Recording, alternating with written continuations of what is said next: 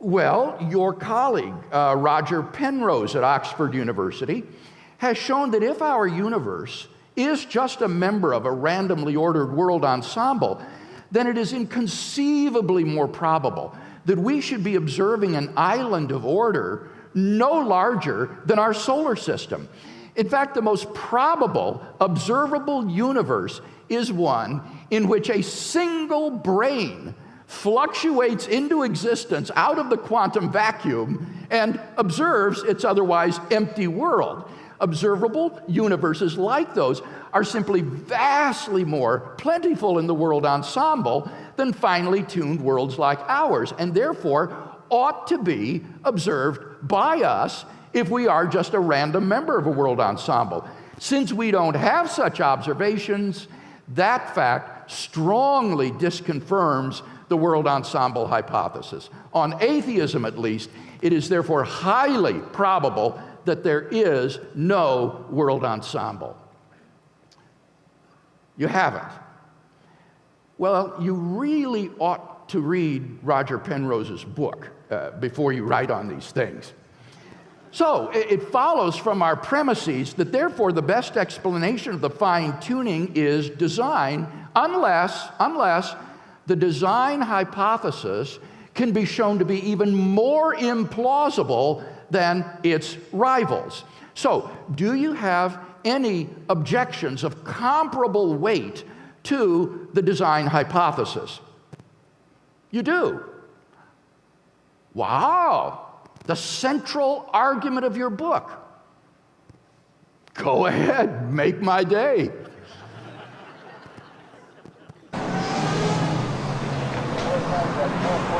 Go ahead, make my day. Who designed the designer? That's it? That's supposed to outweigh all of the objections against the world ensemble hypothesis. Well, it seems to me that that question has no weight at all, Professor Dawkins. It comes down to this, basically. In order to recognize an explanation as the best, you don't need to have an explanation of the explanation. This is an elementary point in the philosophy of science. For example, if archaeologists digging in the ground were to discover things looking like arrowheads and pottery shards, they would be justified in inferring that these artifacts were not the chance result of metamorphosis and sedimentation, but were the result of an unknown group of people, even if they had no explanation of who these people were or where they came from. Or again, if astronauts were to discover a pile of machinery on the backside of the moon, they would be justified in inferring that this was the product of intelligent agents, even if they had no idea whatsoever who these agents were or how they got there. In order to recognize an explanation as the best, you don't need to have an explanation of the explanation. In fact, when you think about it, such a principle leads immediately to an infinite regress, so that nothing could ever be explained and science would be destroyed. For before any explanation could be accepted, you'd have to have an explanation of the explanation. But before you could accept that, you'd need an explanation of the explanation of the explanation. But before you could accept that, you'd need an explanation of the explanation of the explanation of the explanation. And before you could accept that, and so on. Nothing would ever be explained. So, in the case of the fine-tuning, in order to recognize that intelligent design is the best explanation, you don't need to be able to explain the designer. Whether the designer has an explanation can be simply left an open question for future inquiry. What? If the designer is God, then the designer is just as complex as the thing to be explained, and so no explanatory advance is made. But Dr. Dawkins, you ought to realize, as a scientist, that simplicity is not the only criterion that scientists use in assessing rival explanations. Things like explanatory power, explanatory scope, and so forth are equally or more important. A hypothesis which has great explanatory scope might be more complex than a rival explanation, but still be preferred because it explains more things. Simplicity is not the only or even the most important criterion for assessing competing theories. But leave that point aside.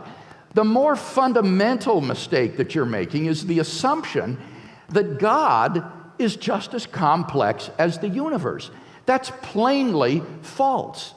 As a pure mind or consciousness without a body, God is a remarkably simple entity.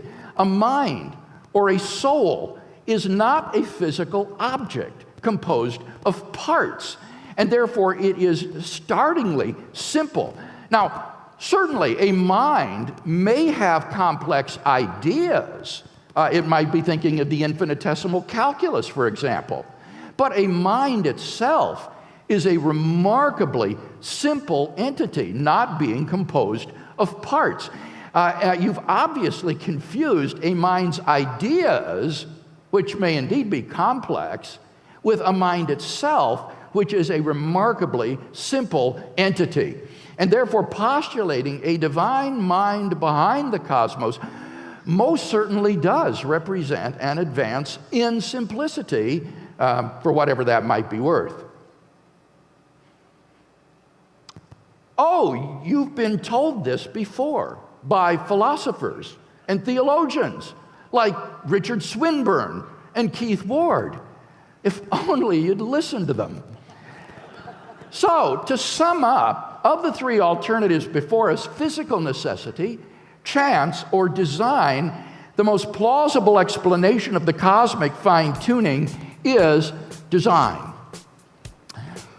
Well, Dr. Dawkins, in American baseball, we say 3 strikes and you're out.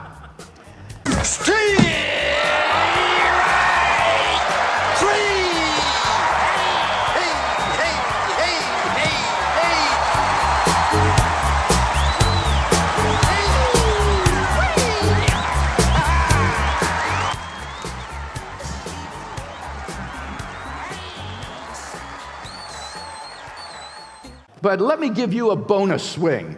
Let's talk finally about the famous ontological argument. The version I'll present comes from the American philosopher Alvin Plantinga. By the way, did you know that Plantinga would like to debate you? Yes, I'm serious. He told me so. Would you be willing to take him on? Yes, he is a philosopher. Well, okay, if you change your mind, he's ready and waiting. Plantinga's version of the ontological argument is formulated in terms of possible worlds. Now, for those in our audience who aren't familiar with the language of possible worlds, let me explain that by a possible world, I don't mean a planet or even a universe or any concrete reality. Rather, I simply mean a complete description of reality, a way reality might be. To say that God exists in some possible world is to say that there's a possible description of reality that could be true that includes the statement, God exists, as part of that description. Now, in his version of the ontological argument, Plantinga conceives of God as the greatest conceivable being, a maximally great being. So, what would such a being be like? Well, he would be all-powerful, all-knowing, all good, and he would exist in every logically possible world. A being which lacked any of those properties would not be maximally great. We could conceive of something greater. But what that implies is that if God's existence is even possible, then it follows logically that God must exist. For if a maximally great being exists in any possible world, it exists in all of them. That's part of what it means to be maximally great, to be all-powerful, all-knowing, all-good in every possible world. So if God's existence is even possible, he exists in every logically possible world, and therefore in the actual world. We can summarize this argument as follows. 1, it's possible that a maximally great being, aka God, exists. 2, if it's possible that a maximally great being exists, then a maximally great being exists in every possible world. 3, if a maximally great being exists in every possible world, then it exists, or rather in some possible world, then it exists in every possible world. 4, if a maximally great being exists in every possible world, then it exists in the actual world. 5, if a maximally great being exists in the actual world, then a maximally great being exists. 6, therefore, a maximally great being exists. Now, it might surprise you to learn that premises 2 to 6 of this argument are relatively uncontroversial. Most philosophers would agree that if God's existence is even possible, then it follows logically that God must exist. The principal issue to be settled with respect to Plantinga's ontological argument is premise 1. It's possible that a maximally great being exists. The atheist has got to say that it's impossible that God exists. You've got to say that the concept of God is incoherent, like the concept of a married bachelor or a round square. But the problem is that the concept of God just doesn't appear to be incoherent in that way. The idea of a being which is all-powerful, all-good, all-knowing in every logically possible world seems to be perfectly coherent. Oh, so you think you can formulate a parody of the ontological argument to prove that God does not exist? Okay, let's hear it. And so the claim is that a God who created everything while not existing is greater than a being who exists and created everything. Oh, Richard.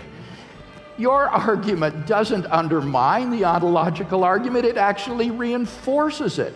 For the idea of a being which creates everything while not existing is logically impossible. There is no possible world in which there exists a non-existent being who creates the world. Now, if the atheist is to maintain, as he must, that the concept of God is similarly impossible, then the concept of God would have to be incoherent in that way. But the problem is, it's not. And that supports the plausibility of premise 1. You did. And how did the philosophers and theologians at that conference react to your objection? They had to resort to modal logic to refute your objection. Dr. Dawkins, this is just embarrassing. The ontological argument just is an exercise in modal logic, the logic of the possible and the necessary. I can just imagine what a spectacle you must have made of yourself at that conference. Oh, you've got to go home now. Okay, go ahead. Thanks for joining us. Say hello to John Lennox for me. Boy, I guess that's what happens when someone starts pontificating about things he just doesn't understand. A man's got to know his limitations.